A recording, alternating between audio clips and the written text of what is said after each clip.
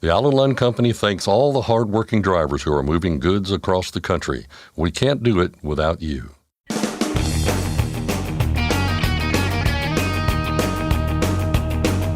OOIDA, representing America's truckers since 1973, presents Landline Now with your host, Mark Redding. The Transportation Research Board recently held its annual meeting in Washington, D.C.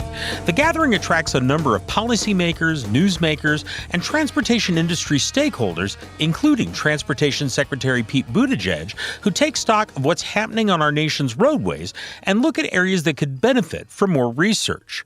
Artificial intelligence was a big talking point, as Charles Sperry of the OOIDA Foundation found out. He joins us to talk about what he heard in our nation's capital.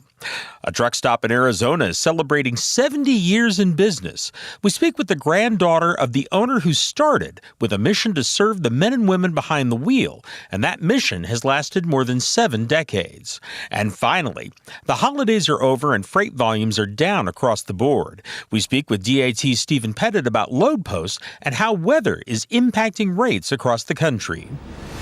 But first, the news with Scott Thompson. Thanks, Mark. Our top story today. A new rule aimed at improving broker security regulations has taken effect. In November, FMCSA published a final rule regarding the financial responsibilities of brokers and freight forwarders. The rule does several things. For one, it limits a broker's asset types and immediately suspends a broker when the available financial security falls below $75,000. The rule also clarifies when a broker is insolvent and adds civil penalties for violations. While generally supportive of FMCSA's attempts to tighten broker regulations, OOIDA says more must be done. Last month, the association filed a petition for reconsideration of FMCSA's final rule, asking for a number of changes to address the broker fraud problem. OOIDA's suggestions included having FMCSA enforce existing broker registration requirements, take steps to ensure a timely claims process, and provide more information on how criminal broker activity is being handled. As of this week, FMCSA had not responded to the petition. In addition to this new broker financial responsibility rule, FMCSA plans to issue a rulemaking regarding broker transparency later this year. Speaking of broker fraud, the issue came up during a hearing within the House Transportation and Infrastructure Committee on Wednesday. It was a point of focus for Representative Mike Bost of Illinois, who noted that for a small business trucker, getting duped out of a few $1,000s can put them out of business. The congressman asked one of the witnesses, Jeff Tucker, whether the federal government could be doing more to counter the rampant amount of fraud in the industry. Now, not only is it a huge problem for small carriers, but it also undermines trust and stability throughout the supply chain. Now, you mentioned multiple types of frauds, but have you seen any action from FMCSA to deter, put up a stop to supply chain straining and safety risk of rising freight fraud? And when I say that, they insert themselves into the line, and you may believe it's a decent broker that you're trying to work with, and you may be out somewhere and you're trying to get a backhaul or whatever. And then all of a sudden, you get the load, they get the money, and you can't find them. Do you see anything that's being done right now to try to deal with this in the industry? Tucker, the CEO of Tucker Company Worldwide, testifying on behalf of the Transportation Intermediaries Association, had a short answer and then a longer one. The short answer is no. But if I may clarify, please, the fraud. So I'm a freight brokerage. I'm not a carrier. The fraud I see is more, if I wanted to simplify it, oversimplify it, I would say it's carrier fraud. It shouldn't be carrier fraud. This is really important, I think, for this committee to understand. It should never be seen as carrier fraud. It should not be seen as broker fraud. These are just criminals. And when we're thinking about this, really important to be thinking about it as criminals using government agencies to masquerade as someone else. One of the things that I talk about anytime I talk to an owner-operator is there needs to be more education. My grandfather started his business with 2 retired people in an apartment building in New Jersey. And every single person from 1961 through today, we do credit checks on. We don't rely on there's got to be some bond, there's got to be something protecting us. we do a credit check and we turn away business that we can't afford to take on because we can't trust. So it's really important that you do all of your homework when you're in business. And that's the longer answer. But FMCSA, no, they need to do way more to help us. Other trucking issues brought up during Wednesday's hearing: truck parking, restroom access, and minimum insurance levels. We'll have that story for you on tomorrow's show. Our weekly check on average diesel prices shows an increase for the first time in 2024. The Energy Information Administration says the national average settled in at $3.86 a gallon last week, up 3.5 cents compared to a week earlier. It's a rare increase in recent months. Over the past 12 reporting periods, diesel prices went down in 10, but not last week. Prices were up overall and up in 6 of the 10 regions EIA tracks. The Gulf Coast saw the biggest price jump at a little more than 6 cents, while the Rocky Mountain region recorded the biggest price dip of more than 4 cents. Meanwhile, ProMiles.com numbers from this week show prices stabilizing a bit. The average on Wednesday morning came in at $3.85 a gallon. That's the same price recorded a week ago at the same time. Prices were mostly steady across the board, no matter the region. The number of loads on the DAT load board jumped last week, but the increase isn't reason to celebrate. Landline Now's Ashley Blackford explains. The number of load posts was up 9% last week, according to Stephen Petit with DAT, but that's down 46% compared to the same week in 2023. I think what's happening is that more loads are going to brokers in the load board because the weather is terrible and tender rejections are increasing. You know, when you have a disruptive event like a snowstorm, bad weather, carriers will reject tenders for contracted loads. So they may not have enough capacity or want to expose their equipment and drivers to adverse conditions. So they reject their tendered loads, and shippers will call on brokers to go out there and find truckers on the spot market to do the work that contracted carriers won't do. And that's kind of what's going on now. Freight has shifted to the spot market, but it's not like there's more freight for everybody all of a sudden. Petit says national average spot rates fell last week. We'll hear more from DAT later in our show. For Landline Now, I'm Ashley Blackford. Thanks, Ashley.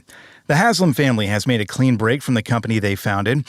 In a move that was widely expected, the Haslam family announced it had sold its remaining 20% stake in Pilot Travel Centers to Berkshire Hathaway. That gives Berkshire Hathaway complete ownership of Pilot. This was all part of the plan when the two sides came to terms on an $11 billion deal in 2017. It also brings an end to some legal wrangling. Earlier this month, Berkshire Hathaway and Pilot announced they had settled a lawsuit over the valuation of the truck stop chain. The new developments herald a new chapter for Pilot, which was founded in 1958 by Jim Haslam II. In a statement, Haslam said this was an emotional decision, but one he felt was right for his family. Estes Express Lines is expanding its fleet of electric trucks. The company announcing the addition of a dozen BEV Class 8 Freightliner E-Cascadia semis. They'll be based out of the Estes terminal in Banning, California for pickups and deliveries. The E-Cascadia has a range of around 230 miles. Estes now has about 300 electric vehicles in its fleet, a number that includes things like forklifts and yard jockeys as well. And finally, Travel Centers of America has a new location in Arizona. TA took over the site formerly known as Danny's Big Rig Resort off Interstate 10 in Phoenix. The site has 70 truck parking spots, a truck wash and TA truck service center, plus a diner and other amenities. What it doesn't have yet are diesel bays. TA says those are expected to open up before the end of this year. That's Landline Now News for today. I'm Scott Thompson. Thanks, Scott. Next, we discuss artificial intelligence and other topics from the recent meeting of the Transportation Research Board with Charles Sperry of the OOIDA Foundation. I'm Mark Reddick, and this is Landline Now. Thanks for listening. Be sure to like and subscribe. If you want more content, go to landline.media to get updated news, information, and archived editions of our show. Once again, that's landline.media. Are you tired of the IRS following you around like a dark cloud? Call 888-557-4020 and get your life back. Control your toll costs and eliminate tolling headaches with Prepass Tolls. Prepass Tolls means toll volume discounts. Just one invoice for all tolls and fewer violations. Call 877-878-5970 or go to prepass.com. Ready to make more money? Use a better load board. For a limited time, get 50% off TruckStop Loadboard Pro. Just go to truckstop.com/go and enter promo code READY2023 when you purchase Loadboard Pro. It's tested and proven. Burn 2.1% less fuel when you balance all wheel ends with Centromatic. Call 800-523-8473 to get the OOIDA discount. Landline Now, welcome back. The Transportation Research Board recently held its annual meeting in Washington, D.C., the gathering attracting a number of policymakers, newsmakers, and transportation industry stakeholders who do take stock of what's happening on our nation's roadways. You know who was also there? Charles Sperry, research analyst with the OOIDA Foundation, who joins us now in Studio A to break down everything that he learned. Charles, how you doing? Not too bad. How are you doing? Doing good. Thank you for being here. And I know you're relatively new with the foundation. I think this is maybe your first time on our program. Just for people out there, tell us a little bit about yourself. My history is not so much in transportation. It's primarily been in languages, specifically Spanish. But I have some history as far as research goes, and I spent a little bit of time driving over the road, just short term. So you know the lay of the land. A little bit. You've seen a little bit of this and a little bit of that, and you saw a little bit of this and a little bit of that in Washington, D.C., again at the Transportation Research Board meeting. I believe this was your first time there. That's correct. There are people out there, and we talk about this every year this meeting happens. I think it may fly over people's heads because they may think, what do I care what these policymakers and people are saying in Washington, D.C. at these meetings? Just for an idea of what exactly goes on and maybe why it matters too. What is this annual meeting all about? As with so many things, money, ultimately. Always comes down to money. Yes, yeah. So the TRB is primarily about a large pool of money that's available for funding research and people coming from all over the world to try to get a piece of that money for their particular pet project. Yeah. And so there's a lot of conversations. There's a lot of wheeling and dealing, I guess, behind the scenes as well. There's a lot of workshops and seminars, too. Can you walk us through kind of what your experience was like? Did you go to some workshops and seminars? And, what did you hear at those, I suppose? I did. I went to several, probably the biggest being the Truck and Bus Committee, and then Truck and Bus Safety Committee, and then all of its various subcommittees that they hold. And the kind of the key word of the day seemed to be AI. Really, a lot of talk was going on about AI and its potential applications and everything from maintaining different aspects of logistics. Helping out with parking issues and even maintaining some different ideas about ways to help out with trucker health and things like that, using AI models to try to assist in various ways. And this was something that came up, a lot. And it kind of makes sense because we've been hearing for months now, 2023 was kind of the year of AI. I think the first year that we all kind of realized this thing is coming, whether we like it or not. It's got the potential for doing some really cool things. ChatGPT is in the air. Yeah, exactly. And it's got the potential for doing, quite frankly, some bad things as well. But it's interesting that there were so many people talking there, and we were talking earlier about this particular subject, which makes sense because people are trying to get money for their research projects, and this is a natural topic of that. What in particular, did anything stand out to you with regard to AI in terms of maybe how far along we are, how far this is off? We are going to see this in the trucking industry probably pretty soon in the coming years, I would imagine, at the very latest. What kind of stood out to you in terms of the conversations there? It's difficult to say just how far off it is, since even the people proposing the research don't necessarily know that themselves. And it'll take time for things to go from the research phase into practical application. Though, to be fair, with AI, it could be much faster than other things, as you don't really have a mechanical component necessarily to it. It's all software. Exactly. No hardware, right? Yeah. So there were things, one particular conversation that I remember specifically was this gentleman proposing research into using AI to help with the parking issue, which is, of course, heavy on everybody's minds, I would imagine. And they had a particular proposal for using software on integrating it with the cameras at these parking lots to try to determine exactly what the actual parking situation is versus what the theoretical capacity of the lot is. So things like that, interesting proposals. Again, just research proposals at the moment, and there's no actual software written yet that can do that. But if that gets funded, then that might be something potentially good in the future that could help alleviate some of these issues. Yeah, absolutely. You're a research analyst with the OOIDA Foundation. This is a Transportation Research Board annual meeting. So again, we're talking about research matters here. Just for yourself, and this is your first time there, but generally speaking, with these types of conferences, what value is there for someone like yourself who is, continually looking at different topics and issues and trying to figure out, what you want to look into and what you want to kind of delve into and get more meat out of, I guess, for lack of a better term? What's the value of these kinds of conferences for people like yourself?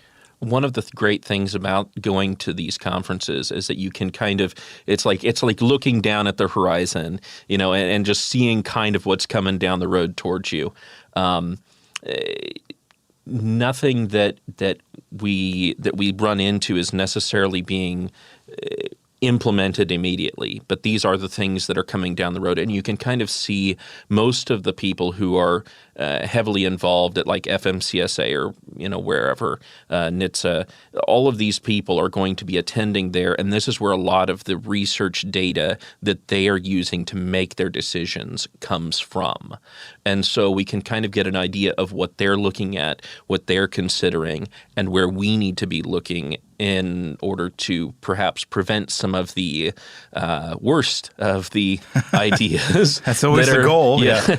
that are being proposed there from perhaps taking effect.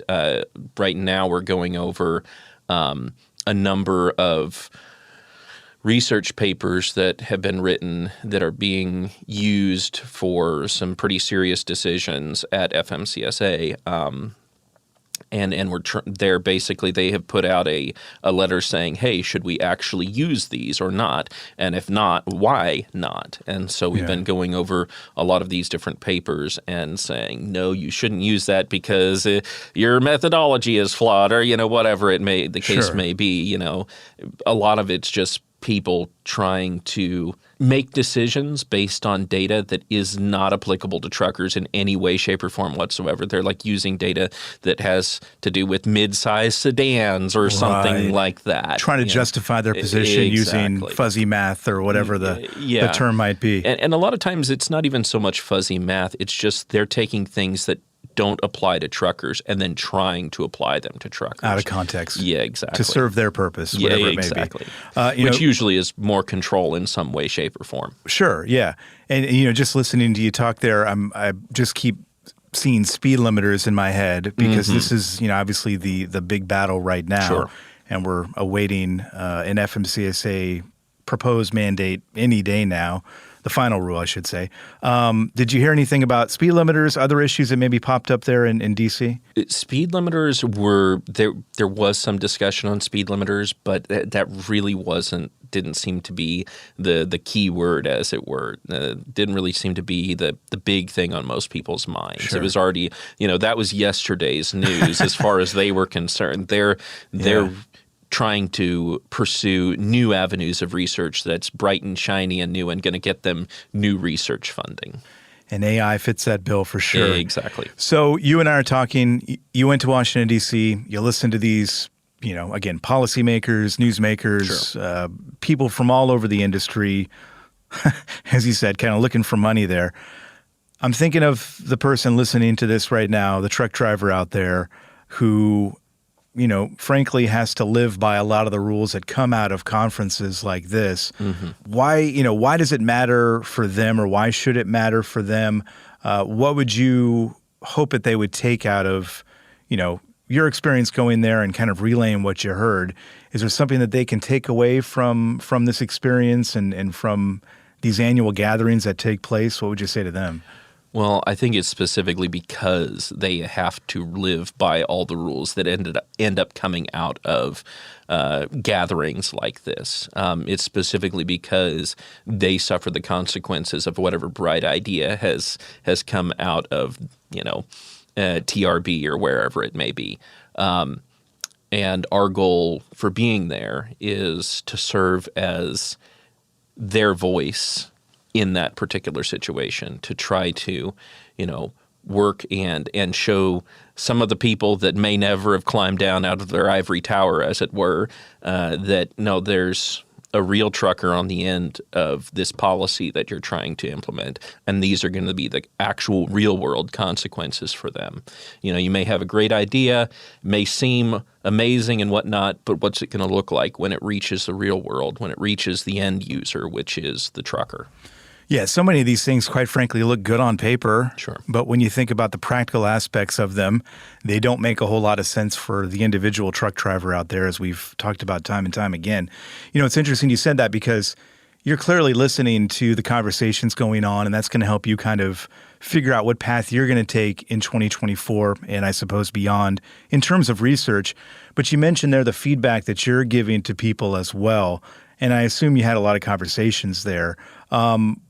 Was that a message you were trying to relay to the folks that you talked to, that, hey, research is great, but you got to make sure you're doing it the right way? Absolutely. One of the interesting things that kind of surprised me, I guess, maybe it shouldn't have, but it did a little bit when I was there, is that despite the fact that, a lot of people are just there for the money, a lot of people are there to kind of politic and to, climb the corporate ladder or the, whatever ladder it may be that they're trying to climb, there are actually a lot of people there that really kind of do care about truckers, which was, as I said, a little bit surprising to me. But their problem isn't so much that they don't care, it's that they don't understand.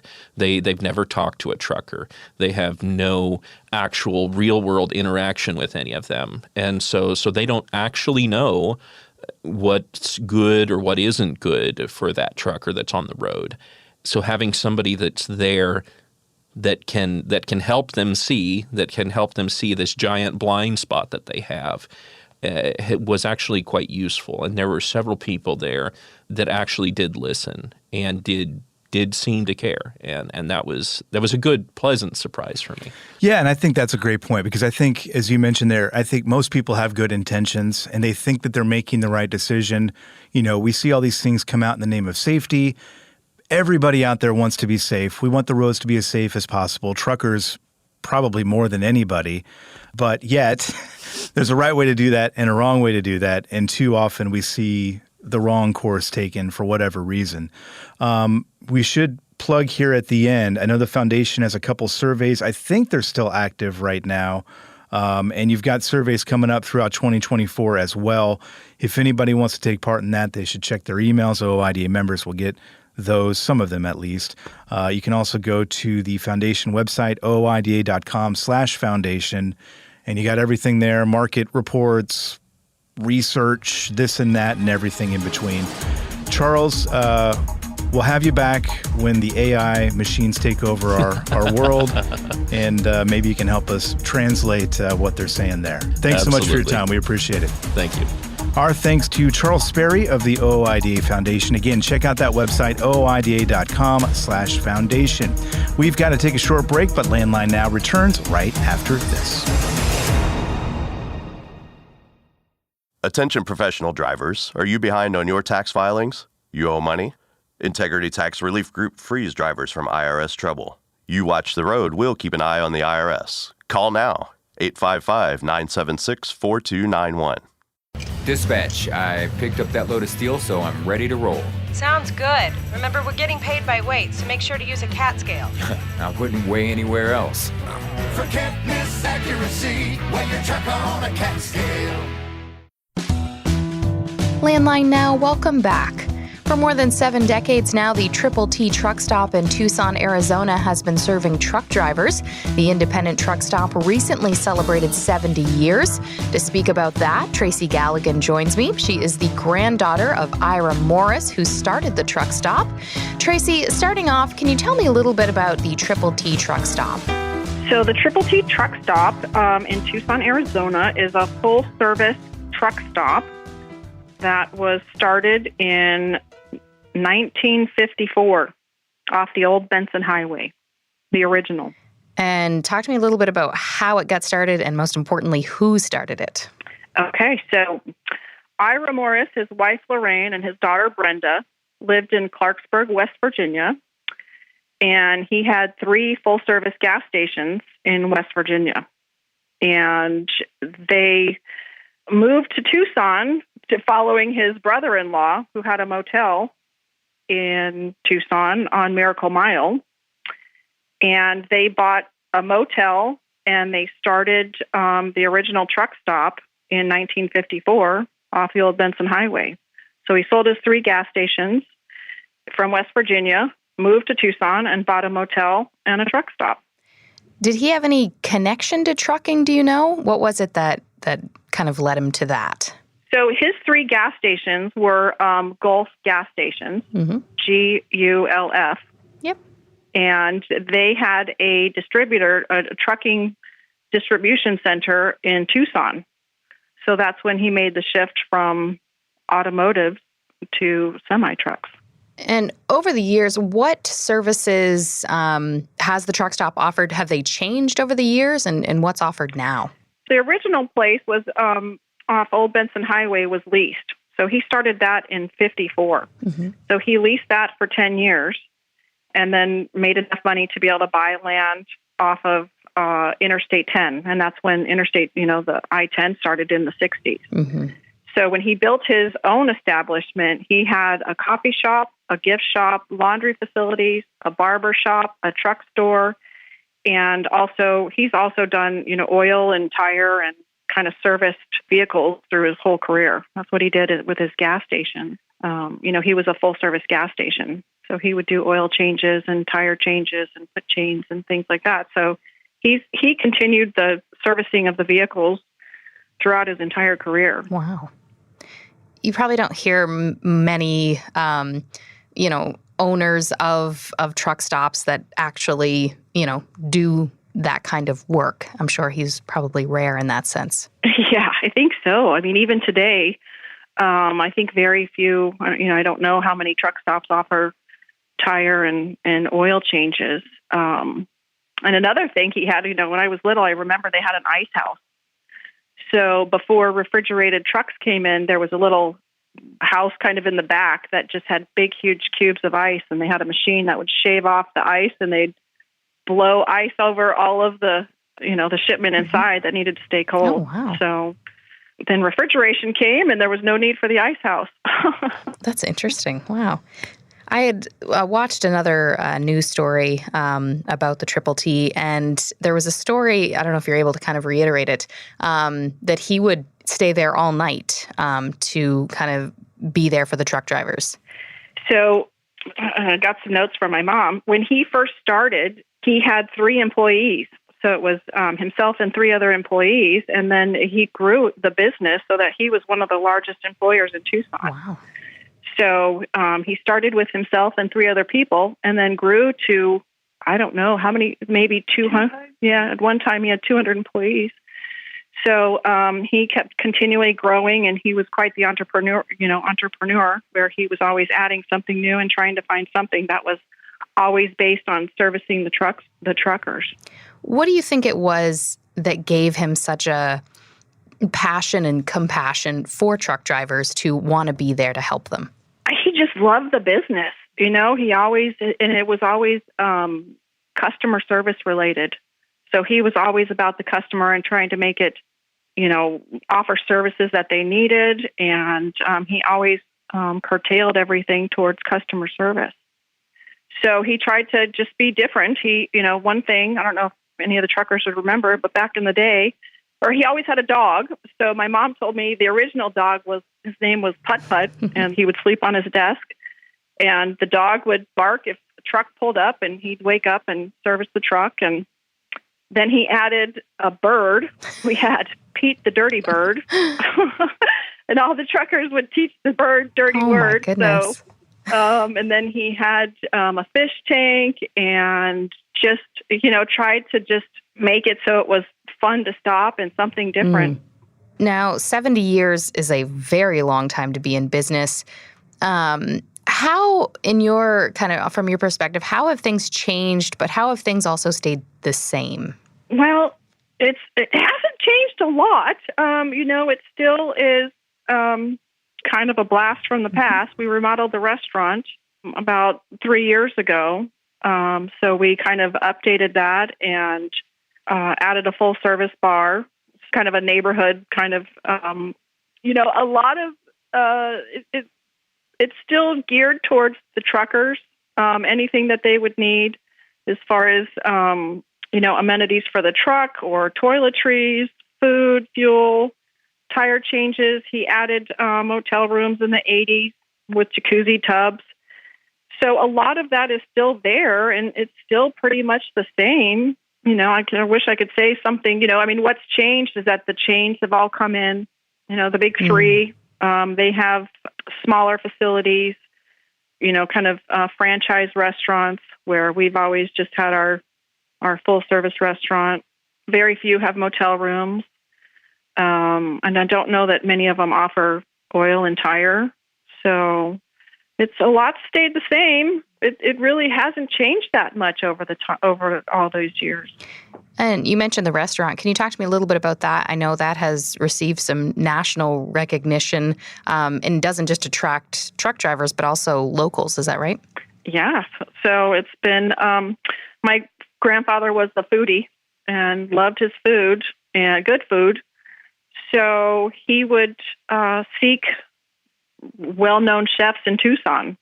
So I think Emil, his name was Emil Muniz, and his family were big into, he owns a Marriott hotel. He owned the restaurant inside a Marriott hotel off of Campbell.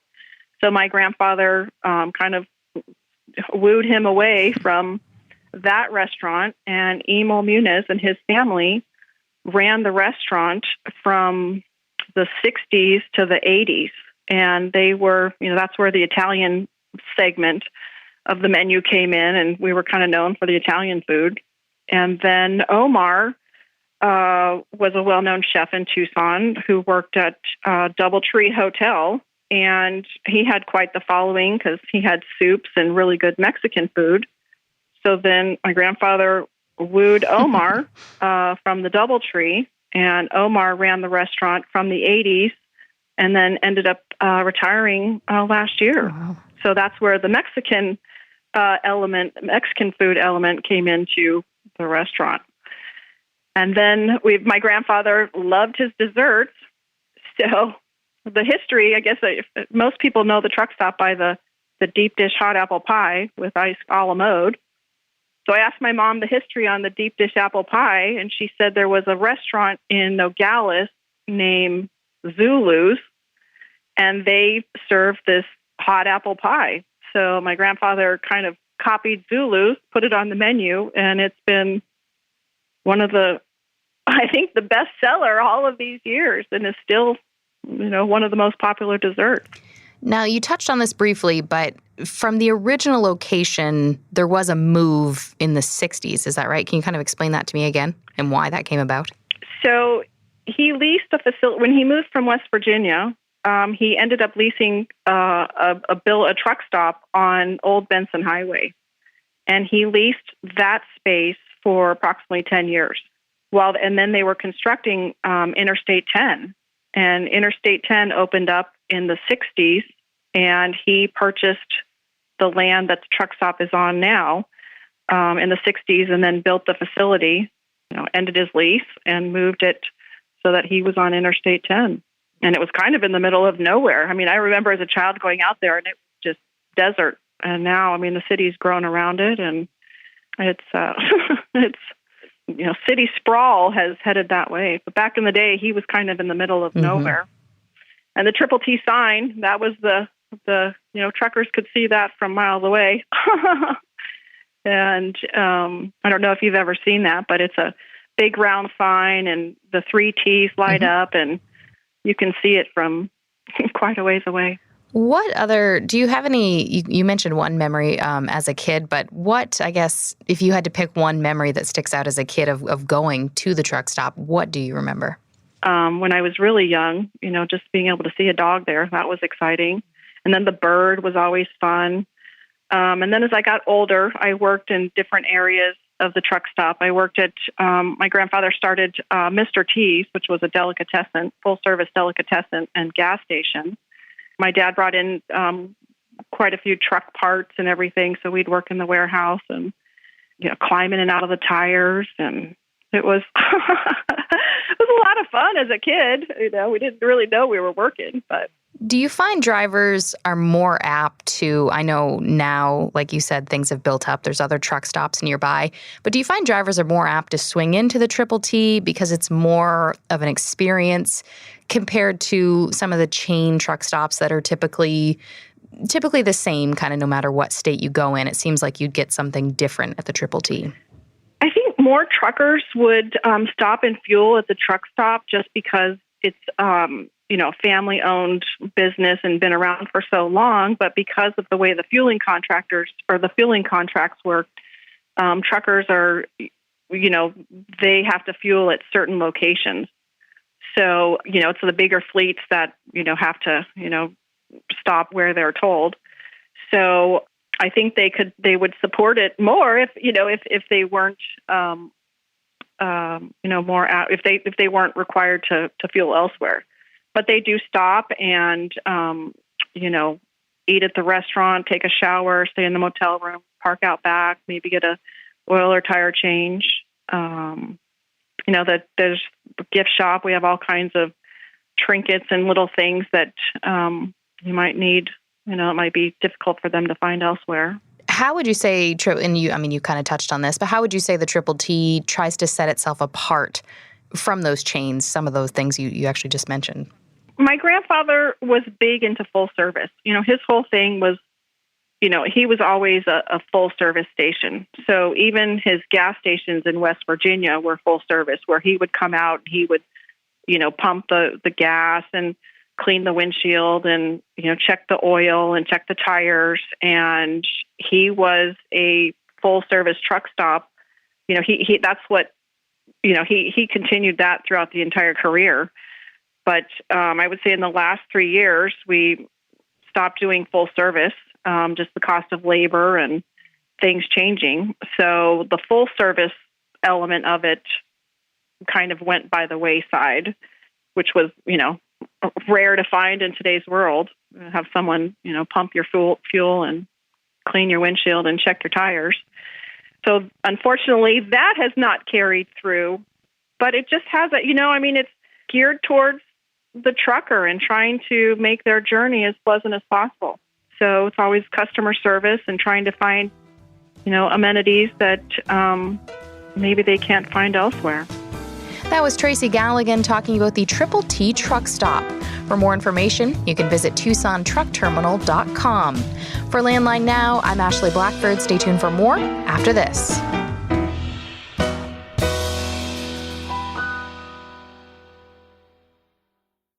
Stock up on Howe's Diesel Treat, the nation's most trusted anti-gel. And to be safe from the harshest winter conditions, make sure you have Howe's Diesel Lifeline on hand, the fastest-acting gelling rescue product. Available nationwide, Howe's products are designed to keep you rolling through the toughest conditions. Visit Howe'sProducts.com. Since you started, what you've loved about trucking is the freedom. Heading out on your favorite route, a good driving song, and thinking about truck insurance. Well, maybe not that last one. That's why we're here. At OOIDA, we have a full range of truck insurance products, expert advice, and great customer service, helping you get the right coverage for your operation. Go to OOIDA.com, because your job is to drive. Our job is to help with everything else. Landline Now. Welcome back. There are a number of critical questions you need to answer in order to run a successful trucking business. Among the most important of those questions are, where's the freight going to be and how much is it going to pay?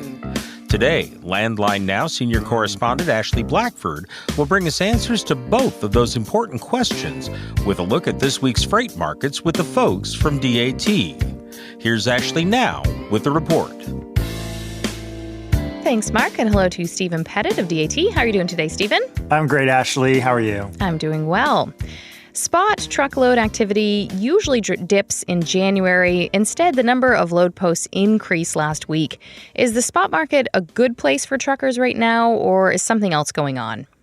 Something else going on. January is almost always a tough time for truckload freight. And when the calendar turns, freight volumes usually sag across the board. This applies to all types of truckload freight in most parts of the country. So yes, it was notable to see the number of loads on the DAT1 load board increase by 9% last week compared to the week before.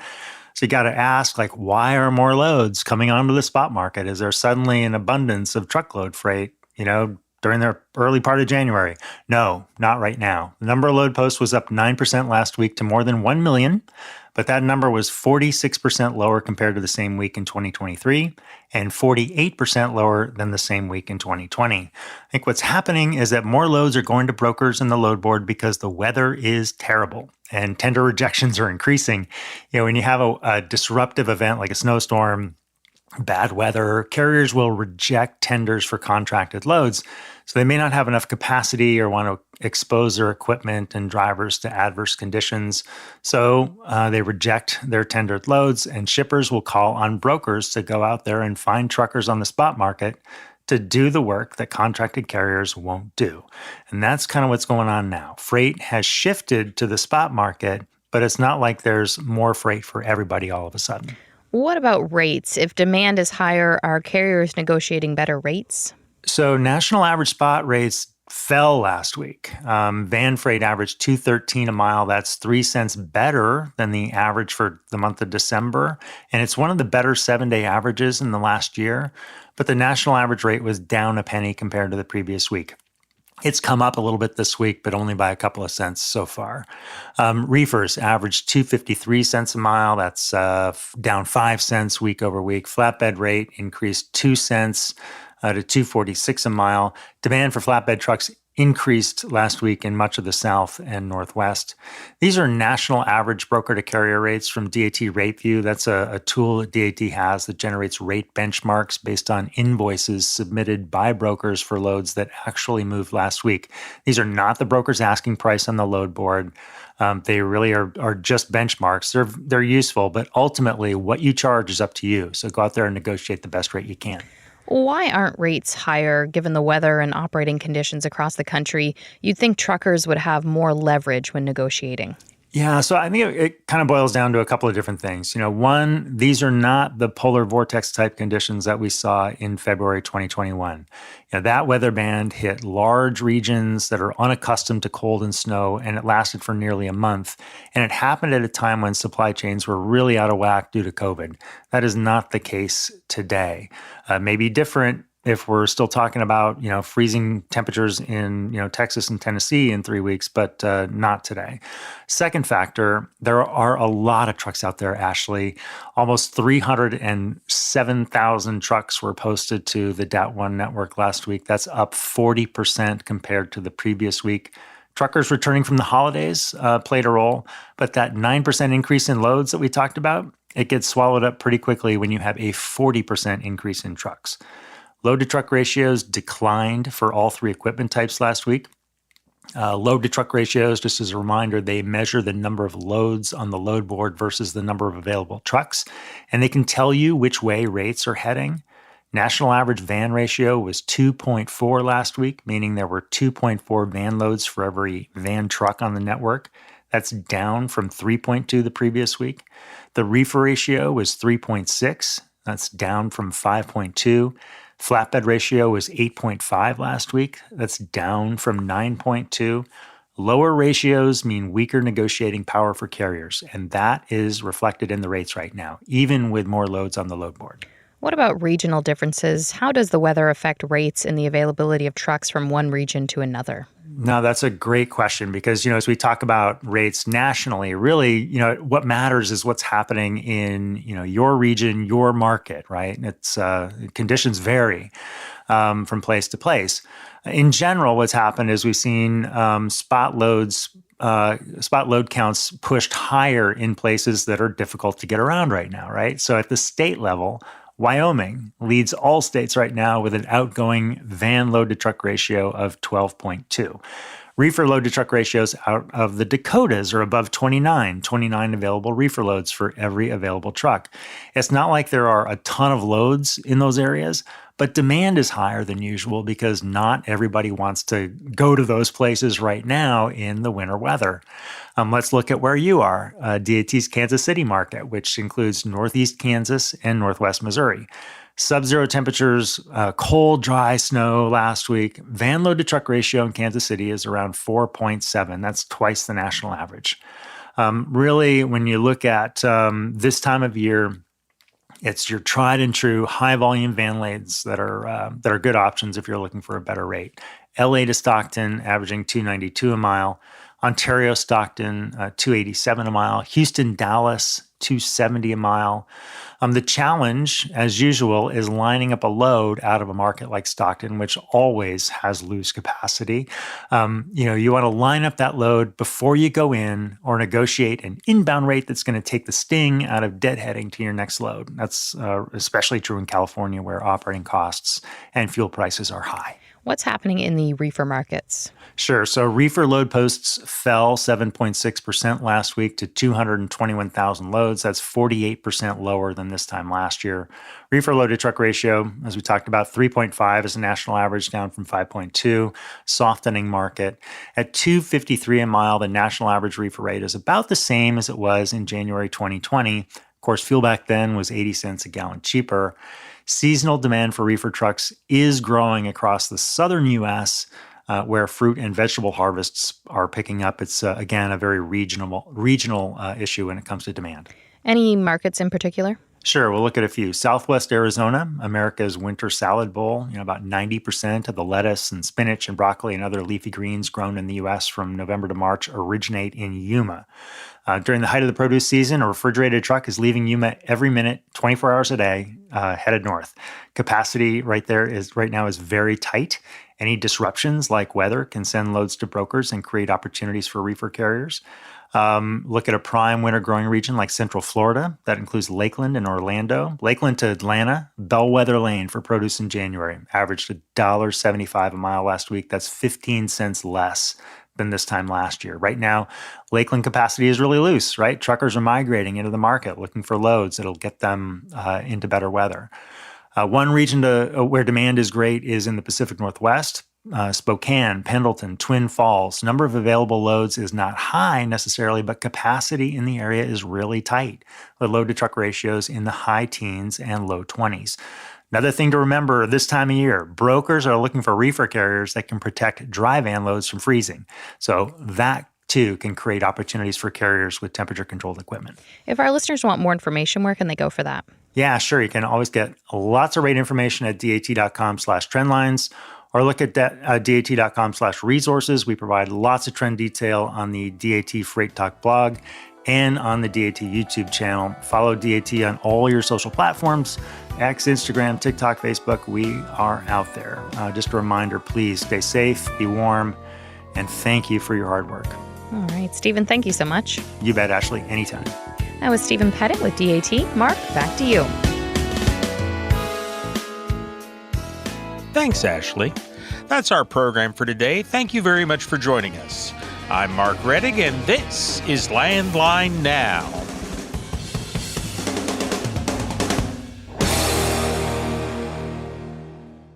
Thanks for listening. Be sure to like and subscribe.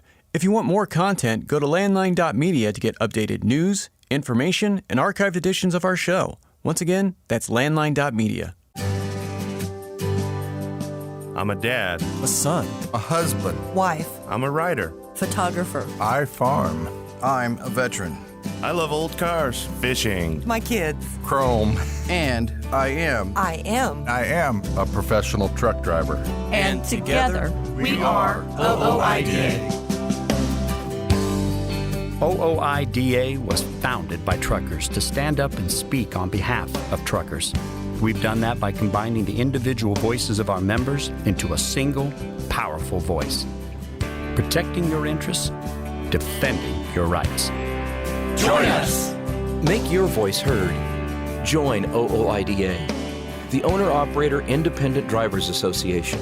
Call 1-800-444-5791 or visit OOIDA.com.